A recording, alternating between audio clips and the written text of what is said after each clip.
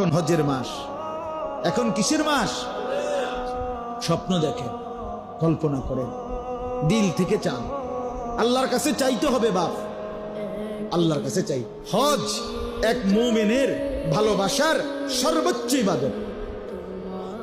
কেউ আল্লাহকে ভালোবাসে, এটার সর্বোচ্চ প্রমাণ আল্লাহর ঘরের হজ। কেউ রাসূলুল্লাহ সাল্লাল্লাহু আলাইহি সাল্লামকে ভালোবাসে, এটার সর্বোচ্চ প্রমাণ রওজা পাকের হাজিরি।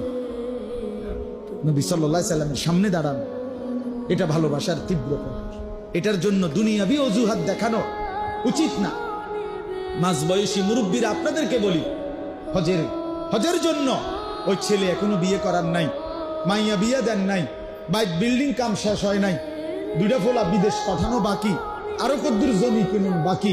খোদার কসম, রব্বে কাবার কসম, এগুলোর সাথে হজ্জের কোনো সম্পর্ক নাই, কোনো সম্পর্ক নাই, কোনো সম্পর্ক নাই।